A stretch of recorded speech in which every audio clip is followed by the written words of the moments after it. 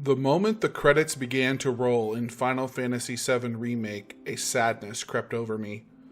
All I want to do is to continue to adventure with this band of incredibly iconic characters. I miss them like we had all become best friends. In my hard mode playthrough for the Platinum Trophy, I find myself rarely skipping cutscenes in favor of living it all over again. I want to spend time with these characters and help them achieve their goals. I remember the first time playing Final Fantasy. It was actually at my grandparents' house. You see, when I was 5 or 6 years old, I was over there on a given afternoon. My grandmother babysat me a lot. And I actually have an aunt who's only 6 years older than me. And so she had an NES with a stack of games when she was a kid. You know, Mario Brothers, Ninja Turtles, and Final Fantasy. I remember putting in the cartridge, turning the power on, and going to this character creation select screen that I'd never seen before in my life. You know, you get the fighter, you get the red mage, the black mage, the white mage, and it is this really great experience creating your characters, minimally as it was, for the very first time. I remember creating a group of fighters. Their names were AAAA, BBBBB, CCCZ. I was only 5, okay? I remember going into the overworld and fighting some imps, and that was my very first experience with the original Final Fantasy. I've never really played it since then. However, when I was about 12 years old, I got into playing RPGs. My first one was Tales of Symphonia on the GameCube. And I remember hearing about this thing called Kingdom Hearts on the PlayStation 2 and really wanting that game. And so I saved up all of my mowing money to buy a PlayStation 2 and get a copy of Kingdom Hearts and Final Fantasy VII. I played Kingdom Hearts, but Final Fantasy VII was that first real Final Fantasy, just like so many of you. Final Fantasy VII was one of the first and one of the most memorable. I absolutely loved that game, and I was very, very excited to play it. When they announced Final Fantasy VII Remake, I couldn't believe it, and I'm really excited to bring you my spoiler-free review. From the opening scene where you were introduced to the bustling city of Midgar and receive your first glimpse of a newly realized Aerith Gainsborough, to the moment Cloud leapt off the train at Barrett's command, I immediately knew that this remake was going to be unique. As one of the most anticipated games of all time, Square Enix was making an impactful first impression. There are 3 things about this game that jump out at me over and over as I think back upon my completion of the game. First, the voice acting and characterization. Second, the look and feel of the world. And third, how much the battle system grew on me with time and how now I am trying to master it as I work through hard mode. Most of the time and attention is on Cloud, Barrett, Tifa, and Aerith, but the supporting role of characters came alive in ways I wasn't expecting going through this game. Biggs, Wedge, and Jessie almost feel like throwaway characters in the original. By the time you leave Midgar, you forget about them. However, in Remake, they are an incredibly important part of the story and just as well realized as the main cast. However, as is expected, our protagonists shine brightest in this game.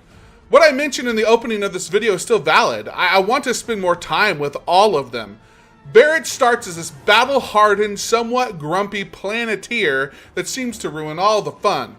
But by the time you get to know him, you get to see a father who wants the best for his daughter, his Avalanche family, and of course, the planet.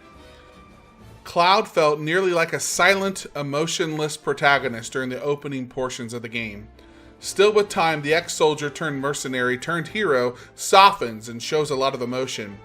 Yet, out of all 4 of our main heroes, he has developed the least.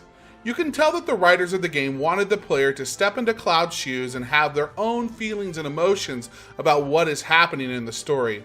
I am confident in the second part of the story, whenever they release it, Cloud will develop further. Still, his voice acting and kick-butt writing makes me wish I could spar with him every day. And then, there's Tifa and Aerith. There aren't many video game characters who I can say their eyes are windows to their souls, but with Remake, I feel it. The way the camera angles put you in eye contact with them as the player is powerful during emotional moments in the story, of which there were many. Yes, I cried while playing Remake multiple times. Tifa, Aerith, Barret, and Cloud are well-realized characters who I want to know more. Knowing some of the things that they go through in the original version of the game that we didn't experience in Remake was almost painful. It will hurt when it happens because all the characters feel so real, and you grow so close to them. The voice actors and actresses bringing their characters to life hit the nail on the head. Until you hear Barret yell, "Suck this," for the millionth time as he executes an ability. However, where repetitive battle dialogue always seems to be a problem when routine enemies come your way, the boss battles are uniquely crafted. Sometimes even the summons you choose elicits unique dialogue from the heroes and their foes depending on the boss battle and which one you summon. There's a lot of attention to detail to the individual encounters in the game that made hearing Barret yell the same thing over and over in random battles a bit more tolerable. Speaking of battles, I initially made the statement on Twitter that Final Fantasy VII Remake would be a perfect game with a turn-based battle system. However, I've changed my mind. This battle system is excellent. Being able to pause combat to make tactical decisions, grab that last-minute heal or resurrection spell, or chain together damaging attacks when your enemies are staggered. It works. It's well thought out. Square Enix made a fantastic system that I cannot wait for them to evolve in the second part of this remake series. It's crucial in your playthrough to learn how to navigate and enjoy the battle system on a normal difficulty playthrough. Taking the time to unlock each weapon's unique abilities gives you outstanding options to stagger and defeat your foes. Each encounter is like a puzzle. It would be best if you learned what works and then execute it. If you fail, the game gives you the ability to try again to figure out what works. Throughout your playthrough, you have opportunities to grind and practice in 2 different arenas in various chapters. Speaking of chapters, this game is mostly a linear experience. The Undercity of Midgar opens up to you to explore more and more in each section, but you are, overall, on a path the entire game with small hub areas to explore and do side quests. It is faithful to the original version, where Midgar was just a path to go on. You go from point A to point B and enjoy the ride. From time to time, you head into scripted events and unique areas that make the world and its inhabitants come alive. The adventure that features Biggs, Wedge, and Jesse indeed was a treat worth replaying. This game has it all. Unique weapons and armor to collect, materia to find, summons to unlock, and a story to experience. It truly is the next entry in the Final Fantasy series. I don't want to spoil Remake for anyone, but the game does do an excellent job retelling the Midgar storyline, fleshing out characters and places, and creating a world that makes you feel connected to this place and her people. Throughout your playthrough, you experience new story elements that set up the game world for future entries in the Final Fantasy VII Remake world. However, it would be best if you experienced it for yourself before having any of it spoiled for you.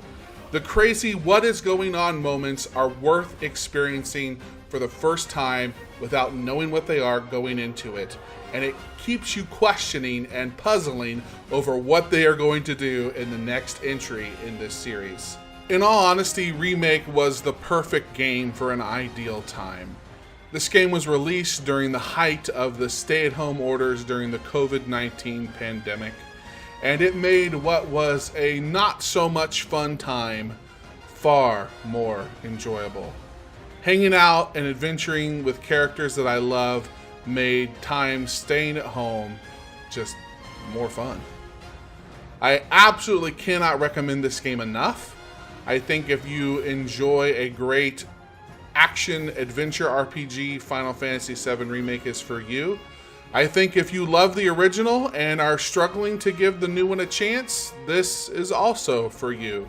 It's a love letter from Square Enix to you saying, stay tuned, we want to tell you just a little bit more in a different way. For watching this review, if you wouldn't mind clicking that subscribe button that's just right down over here. If you would like to see more videos by me, YouTube recommends this one right over here. And if you want to just watch the last video I put out, click this one right here. Again, thank you so much for watching. Links to my Twitter and Instagram and Twitch panels are down in the doobly-doo below. Thank you and have a great day.